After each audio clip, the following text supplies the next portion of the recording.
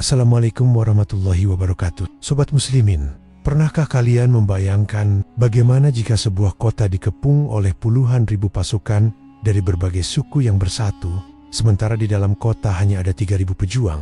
Mustahil? Tidak bagi Rasulullah dan para sahabat. Inilah kisah luar biasa tentang Perang Khandak atau Perang Parit, sebuah pertempuran yang membuktikan bahwa kecerdasan strategi dan pertolongan Allah Subhanahu wa Ta'ala jauh lebih dahsyat dari jumlah pasukan. Pastikan kalian tonton sampai akhir, karena ada banyak sekali keajaiban dan hikmah yang akan membuat iman kita bergetar. Semua ini berawal dari sakit hati dan dendam para pemuka Yahudi Bani Nadir yang diusir dari Madinah karena pengkhianatan mereka. Mereka tidak terima dan berkeliling ke berbagai kabilah Arab, terutama Quraisy di Mekah, untuk menghasut dan mengajak mereka bersatu menghancurkan kaum muslimin di Madinah. Usaha mereka berhasil. Terbentuklah pasukan koalisi raksasa yang disebut Al-Azab, terdiri dari suku Quraisy, Gahafan, Bani Murrah, Bani Asad, dan banyak lagi. Dengan total kekuatan mencapai 10.000 prajurit, sebuah angka yang belum pernah ada sebelumnya dalam sejarah peperangan Arab.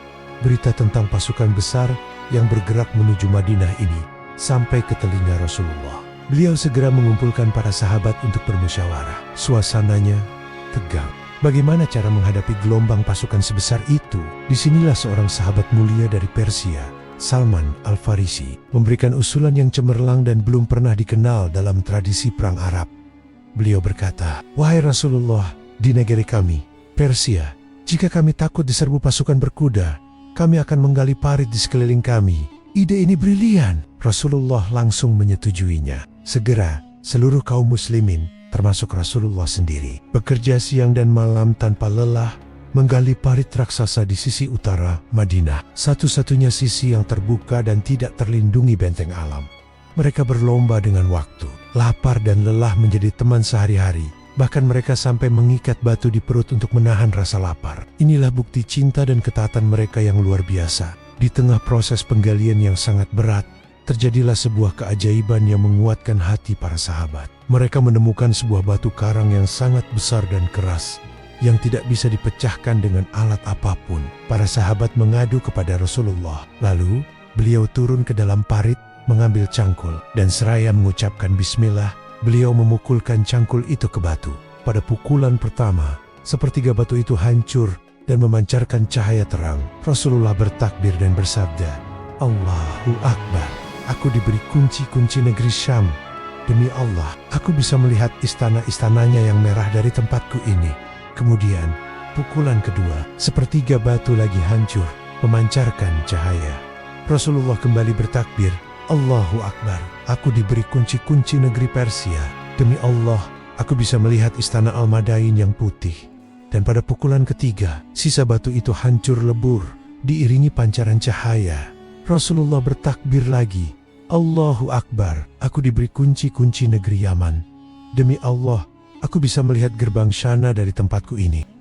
Di tengah kondisi paling sulit, dikepung kelaparan dan ancaman musuh, Rasulullah justru memberikan kabar gembira tentang penaklukan kekaisaran-kekaisaran besar di masa depan. Ini adalah nubuat, sebuah janji dari Allah untuk membangkitkan semangat dan keyakinan bahwa kemenangan pasti akan datang. Keajaiban tidak berhenti di situ. Seorang sahabat bernama Jabir bin Abdullah merasa iba melihat Rasulullah menahan lapar. Diam-diam ia pulang dan meminta istrinya memasak seekor anak kambing kecil dan sedikit gandum. Setelah matang, Jabir menghampiri Rasulullah dan berbisik, "Wahai Rasulullah, aku punya sedikit makanan. Datanglah bersama 1 atau 2 orang sahabat." Namun, apa yang dilakukan Rasulullah? Beliau justru berdiri dan berseru kepada semua penggali parit, "Wahai para penggali parit, Jabir telah menyiapkan hidangan. Ayo kita ke sana." Jabir panik. Makanannya hanya cukup untuk beberapa orang.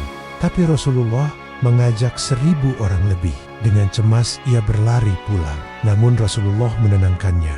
Beliau masuk, mendoakan makanan itu, dan mulai membagikannya kepada para sahabat. Ajaibnya, semua sahabat yang jumlahnya 1000-an itu bisa makan sampai kenyang. Dan makanan itu masih tersisa. Allahu Akbar. Inilah mukjizat yang menunjukkan betapa Allah tidak akan pernah membiarkan hamba-hamba-Nya yang berjuang di jalannya. Akhirnya, pasukan sekutu tiba di depan Madinah. Mereka terkejut dan bingung. Di depan mereka terbentang parit lebar yang tidak mungkin bisa dilewati oleh kuda dan pasukan mereka. Strategi Khandak berhasil dengan gemilang. Selama hampir sebulan, mereka hanya bisa mengepung, saling melempar panah dari seberang parit tanpa bisa melakukan pertempuran terbuka. Mereka frustrasi. Para pahlawan Quraisy seperti Amr bin Abdi Wud yang dikenal setara dengan 1000 prajurit mencoba nekat menyeberang, namun berhasil dihadapi dan dikalahkan oleh singa Allah, Ali bin Abi Thalib. Pengepungan yang lama membuat pasukan sekutu kelelahan, logistik menipis, dan perpecahan mulai muncul di antara mereka. Di puncak kesulitan itu, Allah Subhanahu wa Ta'ala mengirimkan pertolongannya yang paling dahsyat. Pada suatu malam yang sangat dingin, Allah Subhanahu wa Ta'ala mengirimkan badai angin yang luar biasa kencang. Angin itu memorak-porandakan tenda-tenda mereka, memadamkan api, dan menerbangkan periuk-periuk mereka. Pasukan sekutu dilanda kepanikan dan ketakutan yang hebat. Akhirnya, pemimpin mereka, Abu Sufyan, memutuskan untuk mundur.